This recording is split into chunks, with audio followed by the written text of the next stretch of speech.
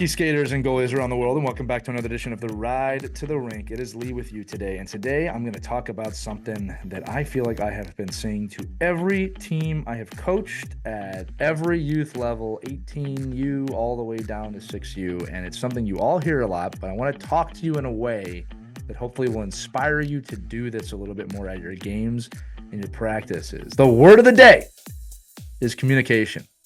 We got to talk more on the ice, whether it's calling for passes, instructions on the ice, even just good communication to help tactically where people should be.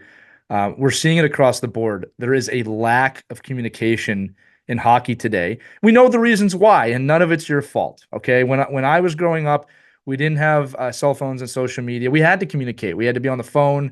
We had to do it more.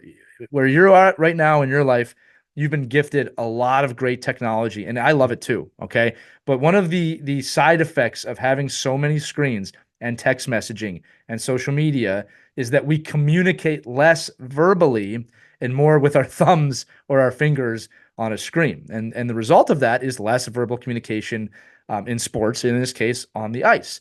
I cannot tell you how important it is to be able to speak and vocalize on the ice, different situational awareness, in different situations, period, right? I'm open, you're open, I'm passing, I'm shooting, I'm dropping, I'm open, over here, over there, heads up, man in front, girl in front, whatever it is. There's a lot of different things we need to communicate. We cannot assume that someone else can read your mind on the ice. It is a gift when you get that kind of chemistry with a teammate, but even then, they talk. You can go to any NHL or pro level or collegiate practice or game, and if they turned off all of the crowd noise, and you can hear, and a lot of times you can hear them over the crowd, they are extremely vocal. I actually believe this to be one of the aspects of hockey that separates great players from just good players.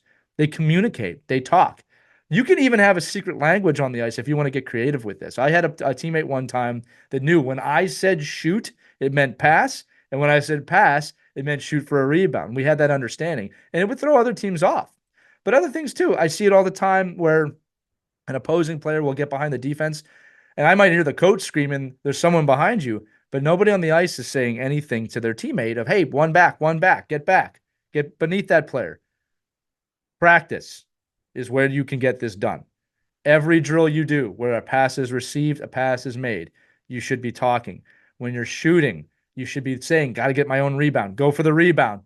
When you're playing defense, you should be very aware. There's a man over there. There's a player over there.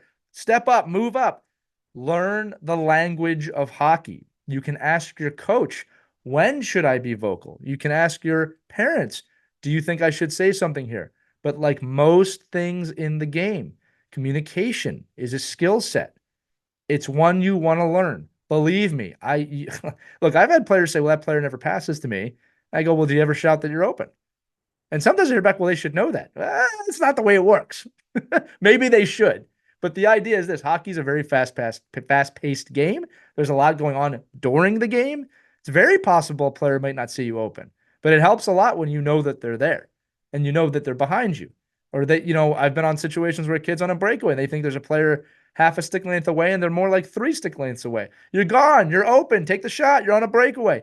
You got to talk. You gotta talk. So I want you to work on this at practices. I wanted you to encourage your teammates, be a leader. Encourage your teammates to communicate. If you feel, kids, that your team is bad at this, talk to your coach and say, hey, listen, I think we need to communicate better. Is that something we can work on? Right? The repetitions of doing it make it real. In drills with the team that I'm coaching right now, if there is a pass in the drill and I'm the one making the pass to the player, I will not pass the puck. I don't care how open the kid is if they do not call for the puck. That's how we work it into the practice. And they know that. And I'll be honest, a lot of those kids, just to your point, kids, just so you know, they have a hard time with this. The first 3 or 4 shots, they kind of forget to do it. That's okay. This is all part of the learning. But that's why we do it. I'm not passing till you say something. By the 5th, 6th, 7th drill, definitely got it down. Or 5th, 6th, 7th week. It takes time. But let's work on this aspect of the game. Communication on the ice, speaking verbally, is a major skill set you all need to work on. What's cool for you, and I'll end the episode on this, is that because it's not a prevalent skill today like it was 20, 30, 40 plus years ago, This is an opportunity for you to build a skill set that not a lot of players have. You want to step out? You want to stand out to your coaches? You want to stand out in a game? Talk. It's an easy thing to learn to do, and it makes you a better player. It makes your team better. If you get everyone talking on the team, your team's going to do a lot better. So that's going to do it for the ride to the rink. Talk, communicate, continue to text as well. Nothing wrong with it. But when you're on the ice, you can't send a text message, I will be at the top circle. Please pass me the puck. Does not work that way. You got to talk. Talk on the bench, talk on the ice, talk in the locker room, talk at your team building events. Talk, learn, practice. It's a good thing to do. Last note, I should say this too. I won't get into what an extrovert and introvert is. I know there are some listeners out there that have no problem talking, or they'll jump on this. I know there's somebody out there too that may be shy and this is hard for you. And I want to acknowledge that. Okay. Not everybody is great in social situations. That's absolutely okay. Some of my best friends and best people I know and care about are extremely introverted people who do not like to be around crowds. But you still need to learn how to effectively communicate in your own way.